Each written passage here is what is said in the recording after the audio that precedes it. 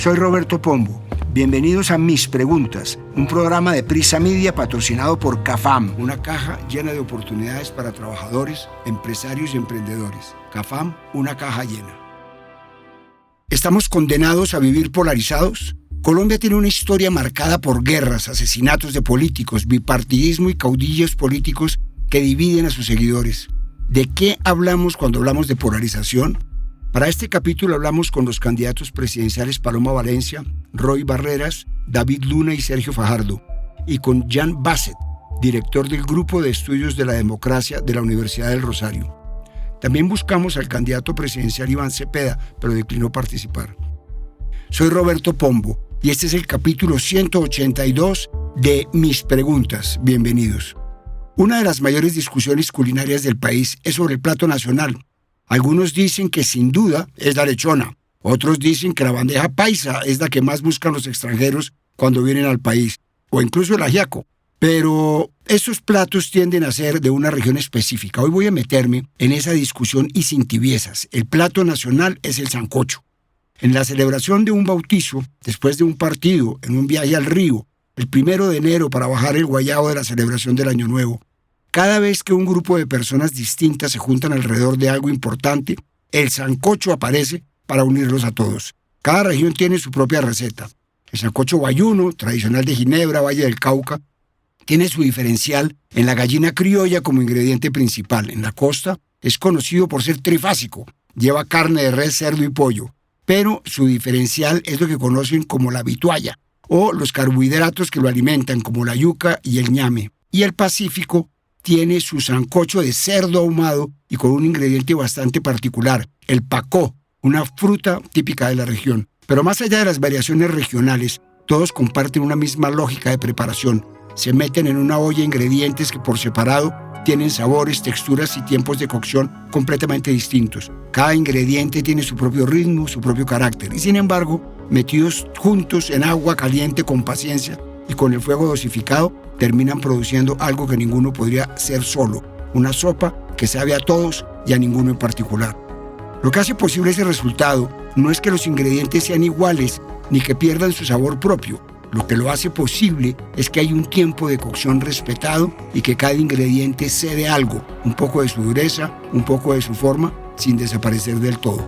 El sancocho no requiere unanimidad, requiere convivencia. Pienso en eso cuando miro la política colombiana, porque Colombia tiene todos los ingredientes para algo extraordinario. Pero hace mucho tiempo, el fuego al que se hacía ese sancocho subió y en vez de una sopa que integra, lo que tenemos es una olla en ebullición donde cada ingrediente insiste en mantenerse intacto y se resiste a la mezcla. El resultado no es sancocho, es una pelea de sabores donde nadie termina de cocinarse. ¿Ha sido históricamente Colombia un país polarizado? ¿Por qué? Esto me contó la precandidata presidencial Paloma Valencia. Es difícil saber porque históricamente el país ha tenido esas polarizaciones, pero yo lo atribuiría a la idea de que hay delitos políticos. El país se enfermó mentalmente, es la única explicación que yo tengo, y decidió que la violencia era parte de la acción política y que la violencia se valía por razones políticas. Creo que eso se fue perpetuando y la idea llegó a ser pues tan extrema que llegaron a decir que había crímenes altruistas y que los crímenes que se cometían por razones políticas quedaban como automáticamente perdonados. Creo que no hemos podido marcar una línea roja entre la violencia y la acción política, y esas heridas de la violencia pues terminan generando heridas hacia futuro que van cobrando nuevas víctimas. En un mundo donde los conceptos han perdido su sentido, vale la pena parar por un momento y pensar de qué hablamos cuando hablamos de polarización. La palabra se usa de manera muy libre, se hace para referirse a cosas muy distintas y esa imprecisión tiene consecuencias. No es lo mismo estar en desacuerdo que estar polarizado. Según la define el politólogo James Campbell, la polarización es un proceso en el que las opiniones públicas o las posiciones de los partidos políticos se desplazan hacia los extremos del espectro político y provocan una menor coincidencia o acuerdo. Es un distanciamiento ideológico que deja cada vez menos espacio para el consenso. La polarización no es una sola. Hoy en día los politólogos distinguen al menos entre dos tipos. La primera es la polarización ideológica. La distancia real entre las posiciones que tienen los ciudadanos o los partidos sobre temas concretos como impuestos, gasto público, seguridad, modelo económico, etc. Por mucho tiempo, esta fue la única definición que los académicos estudiaban y medían, pero desde principios de la década del 2000, la investigación política empezó a documentar algo que en los datos resultó ser aún más poderoso y preocupante: la polarización afectiva. El término fue introducido formalmente en un artículo publicado en la revista Public Opinion Quarterly y describe algo diferente, no lo que la gente piensa, sino cómo la gente siente hacia quienes piensan diferente. La polarización afectiva mide el nivel de antipatía, desconfianza y distancia social que los ciudadanos sienten hacia los miembros del bando contrario. Esta diferencia es importante porque los datos muestran que ambos tipos de polarización no siempre van juntos. Hay países donde la distancia ideológica entre partidos es grande, pero la hostilidad social es manejable. Y hay países donde la gente, en términos de política concreta, no está tan lejos como cree, pero el odio mutuo es intenso. Una investigación publicada en 2024 en la revista International Review of Social Psychology, que revisó el estado del campo, encontró que incluso cuando grupos ideológicos se vuelven más moderados en sus posiciones, pueden seguir aumentando su polarización afectiva, expresada en evitación del otro, desconfianza y, en casos extremos, en una satisfacción malsana ante la desgracia del adversario, o lo que en psicología se llama Schadenfreude. La profesora de la Universidad Johns Hopkins, Liliana Mason, tiene una tesis bastante interesante. La política se ha convertido en una megaidentidad. Los partidos ya no agrupan solo a personas con ideas similares, sino también a personas de la misma raza, la misma religión, la misma geografía, el mismo estilo de vida. Cuando todas esas identidades convergen en un solo bando, la pertenencia al grupo se vuelve mucho más intensa y la hostilidad hacia el otro también. Lo que la profesora Mason encontró en sus datos es que los estadounidenses, y el patrón se repite en muchos otros países, se han vuelto más hostiles hacia el partido contrario sin necesariamente volverse más radicales en sus ideas. Este hallazgo es bastante preocupante por un simple motivo. Si la polarización fuera principalmente ideológica, habría caminos claros para reducirla, como el debate racional, los espacios de deliberación, los acuerdos programáticos. Pero si esa polarización es principalmente afectiva, si lo que la alimenta son emociones y pertenencias de grupo más que diferencias de ideas, las soluciones son más difíciles de encontrar. Viendo las dinámicas de los partidos y las dinámicas políticas de Colombia hoy, ¿en qué momento y por qué cree que el adversario político en Colombia se convirtió en enemigo? Escuchemos lo que me contó el precandidato presidencial Roy Barreras. La polarización, desafortunadamente, es un fenómeno global. Desde hace alguna década, las sociedades están tomando decisiones por las emociones y no por la razón. Y las emociones más fuertes son las emociones negativas, el odio, la rabia, el miedo. En Colombia hemos llegado a una situación intolerable. Pareciera que a 5 días de la consulta presidencial estuviéramos condenados a una especie de dilema trágico en que Colombia tiene que escoger entre dos extremos, entre dos posiciones radicales que dividen inevitablemente el país, como si estuviéramos condenados a una fractura social. Cualquiera de los dos extremos que ganara divide al país y lo haría ingobernable. No tendría capacidad para resolver los retos de Colombia, que requieren un país unido. Afortunadamente, el 43% de los colombianos hoy no quiere esa polarización, no quiere ese radicalismo. No se han activado, pareciera que no se han despertado de esa pesadilla de la polarización, pero si se despiertan, hay una receta para evitar esos extremismos. Están las consultas presidenciales. Una votación masiva por las consultas presidenciales impide que la única opción sea uno de los extremos, genera otras alternativas. No conozco la dinámica de las demás consultas, pero hablo de aquella en la que yo participo. En esa consulta está claro que el próximo gobierno, a mi juicio, va a ser progresista. Y si lo va a hacer en esta tendencia que yo prefiero calificar de centro-izquierda, el dilema es simple. O es Roy o es Cepeda. ¿Por qué? El presidente va a ser progresista. Los colombianos podrán ir el próximo domingo a las urnas y abrirle una alternativa al progresismo que una al país y que no lo divida, que no sea extrema. Probablemente en la derecha tengan alguna alternativa similar, aunque lo dudo, porque pareciera que está escriturada esa consulta de la derecha en favor de la senadora Paloma Valencia, que va a recoger el uribismo y terminará en la segunda vuelta con una fórmula uribista frente a una fórmula progresista que espero ser yo, porque repito, este domingo se define si esa silla de la segunda vuelta es Roy o es Cepeda. Colombia es un país que, como muchos otros, nació entre divisiones.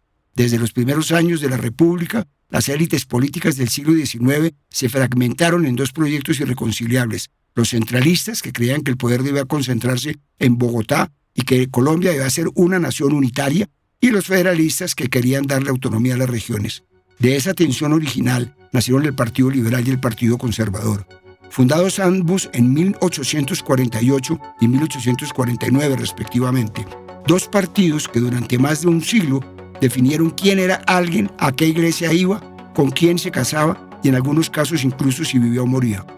El profesor Manuel Alonso de la Universidad de Antioquia ha contado 9 grandes guerras civiles de alcance nacional entre 1830 y 1902.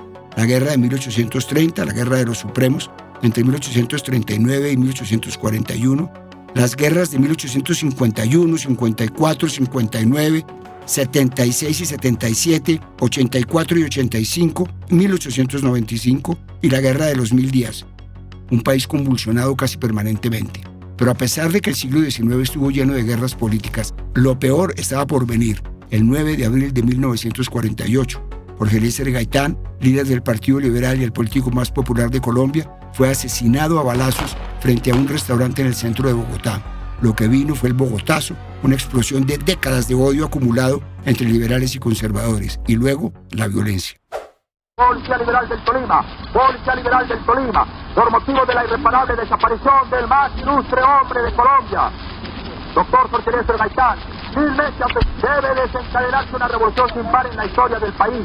Aquí nos apoderamos de la radiodifusora nacional y de las principales secciones del gobierno. Un enorme pelotón del ejército y de la policía nos custodia. Apodérense del gobierno sin temor para derrocar este infame gobierno. Apodérense del poder y del Partido Liberal. A la carga, a la carga, a la carga, Policía Liberal del Tolima.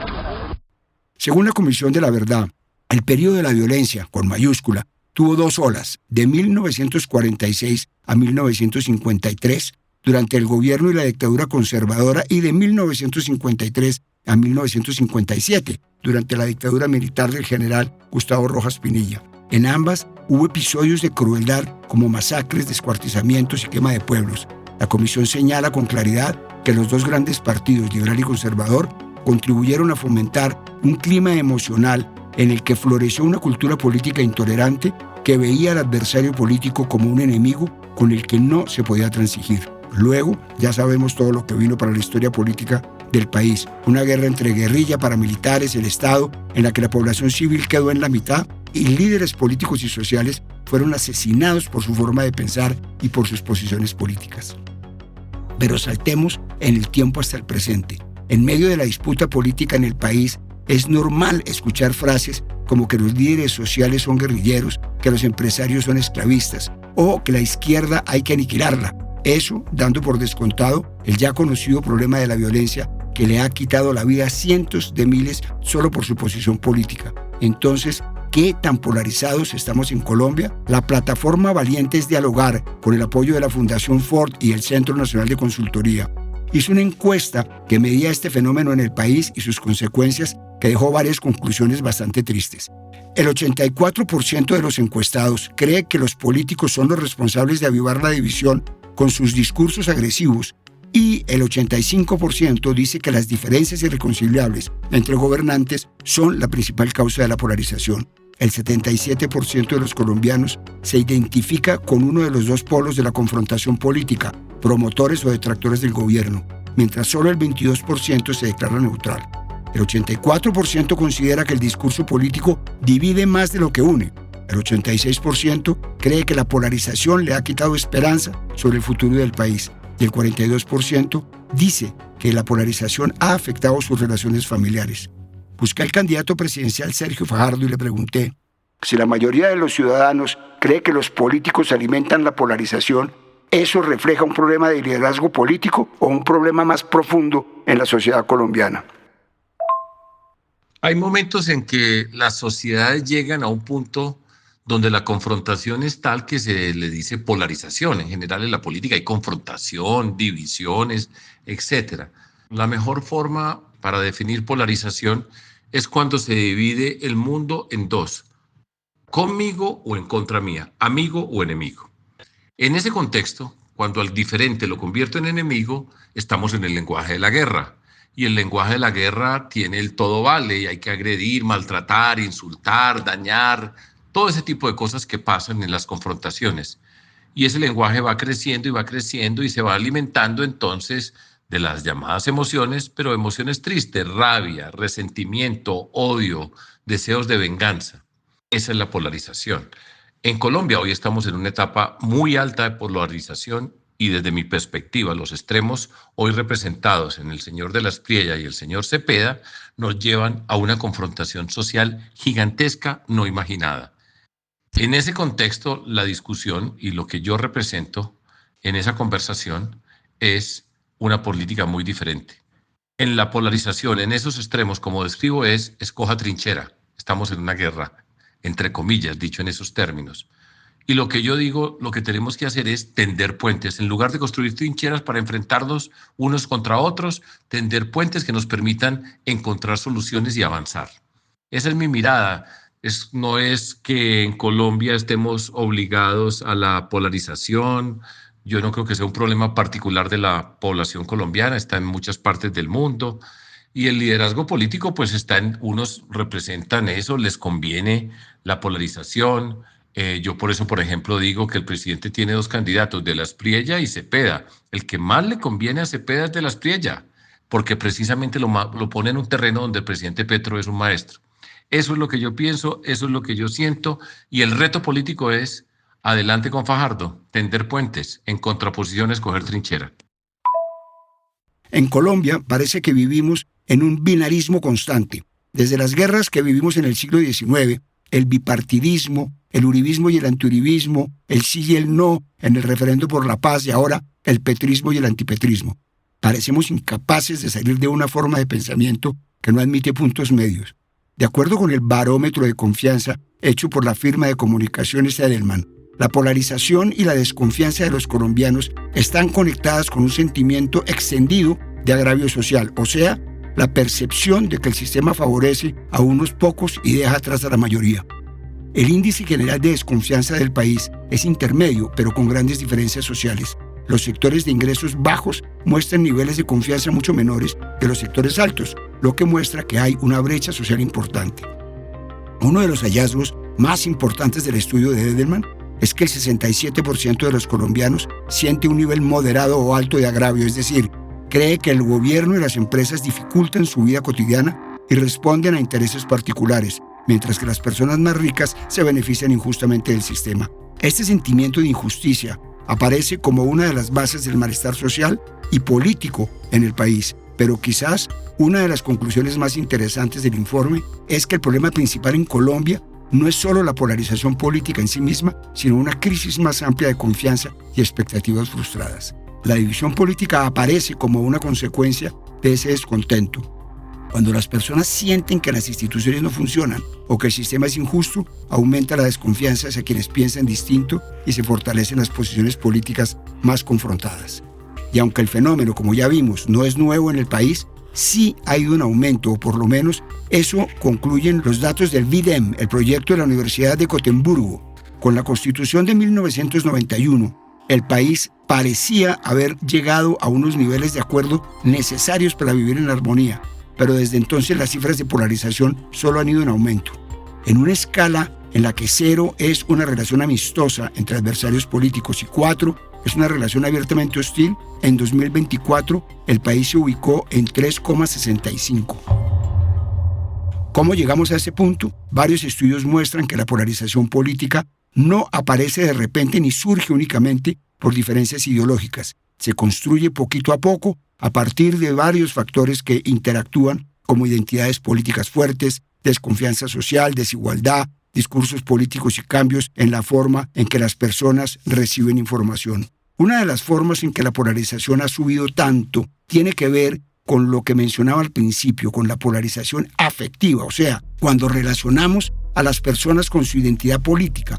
Entonces, si alguien es de derecha, se convierte automáticamente en un fascista, y si es de izquierda, en un guerrillero o resentido, o si se considera de centro, no es menos que un tibio.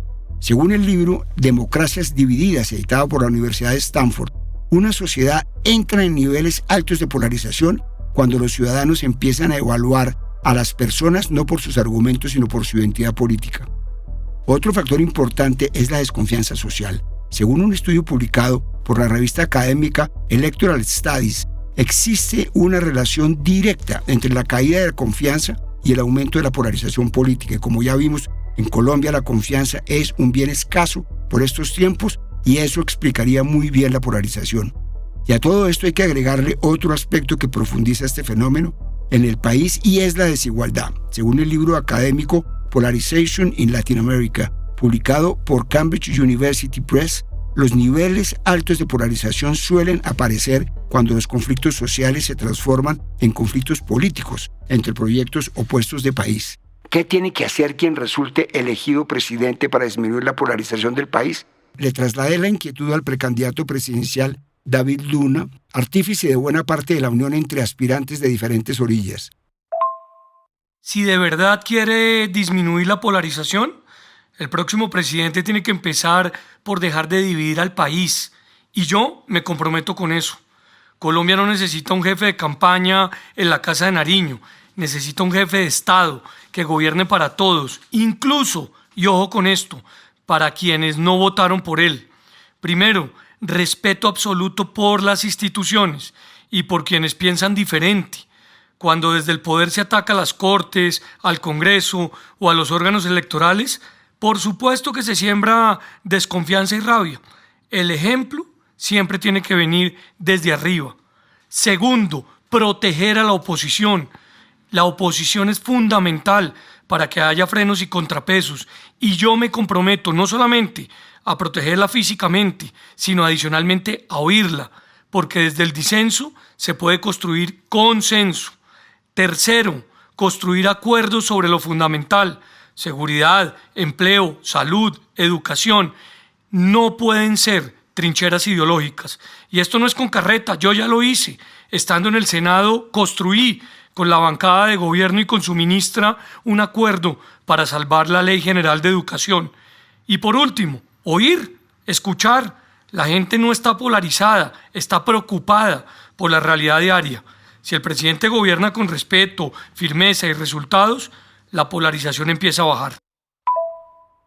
Hay una tendencia a pensar que la polarización que vivimos en Colombia es tan binaria como izquierda versus derecha, uribismo contra petrismo, pero no es necesariamente así. Según Jan Bassett, director del Grupo de Estudios de la Democracia de la Facultad de Estudios Internacionales, Políticos y Urbanos de la Universidad del Rosario, los métodos tradicionales para medir la polarización, que se basan en encuestas que ubican a partidos en un espectro izquierda-derecha, tienen un problema. Según Bassett, estas encuestas sugieren las dimensiones que pretenden medir, generando un sesgo circular, porque considera que estas encuestas ya llevan incorporada la respuesta.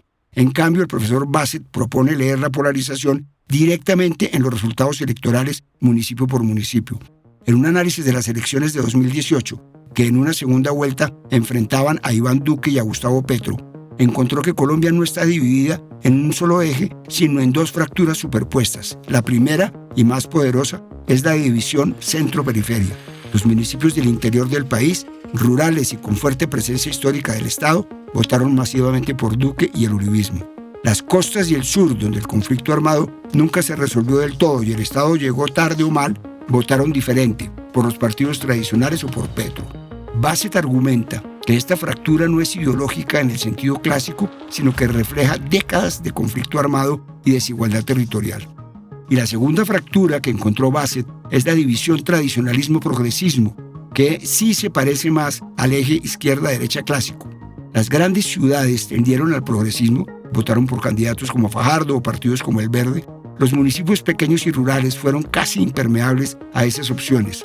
Esta división fue la que en última instancia definió el resultado. Reforzó a Duque en territorios donde esa primera fractura ya lo favorecía. Mejor dicho, lo que propone el académico es que la polarización en Colombia sí existe, pero no es la confrontación simple entre dos bloques que se suelen describir. Es una superposición de dos fracturas distintas que producen 4 tipos de territorios con comportamientos electorales muy diferentes entre sí. Y lo más relevante hacia el futuro, estas estructuras no son accidentales ni coyunturales, están arraigadas en la historia del conflicto armado y en las desigualdades del desarrollo económico entre regiones, por lo que probablemente van a persistir por mucho tiempo. Si medir la polarización a partir del eje izquierda-derecha es engañoso, ¿por qué cree que ese enfoque ha dominado durante tanto tiempo los estudios sobre polarización si no describe bien el caso colombiano? Esto me explicó Jan Bassett, director del Grupo de Estudios de la Democracia de la Universidad del Rosario.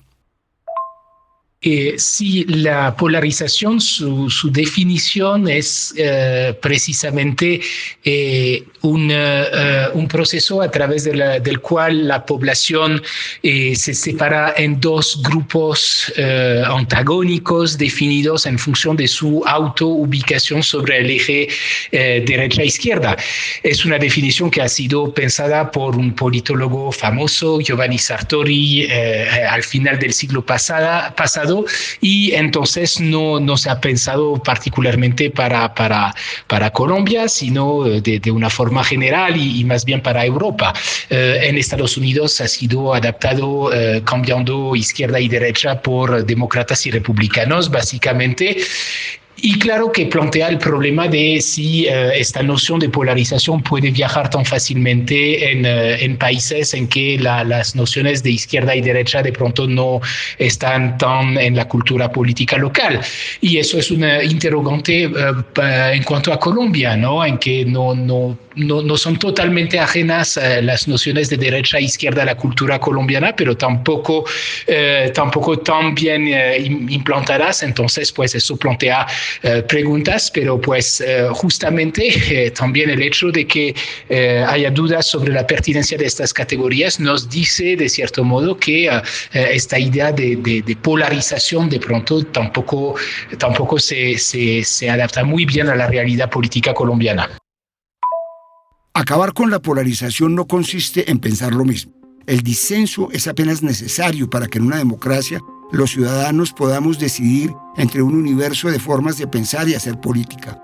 Pero en esa diferencia debe ser posible entendernos, llegar a acuerdos y no sentir que somos enemigos, sino simplemente colombianos que pensamos diferente. Quizás el ejemplo más claro de que podemos derrotar la polarización, o por lo menos la mala polarización, es la Constitución que tenemos hoy, la de 1991, construida por un grupo gigante de colombianos y colombianas de todo tipo, de distintos orígenes y de orillas políticas distintas. Soy Roberto Pombo y este fue el capítulo 182 de Mis Preguntas. Nos vemos en el próximo capítulo. A partir de este momento, este capítulo de Mis Preguntas queda disponible en todas las plataformas de podcast. Este episodio fue posible gracias a CAFAM, aliado estratégico en el crecimiento de más de 40.000 empresas en Colombia. Dirección: Roberto Pombo. Asesor editorial: Daniel Sampero Espina. Producción: Juan Abel Gutiérrez y Johnny Rodríguez. Guiones: Juan Abel Gutiérrez y Johnny Rodríguez. Postproducción de audio: Iván Ayala.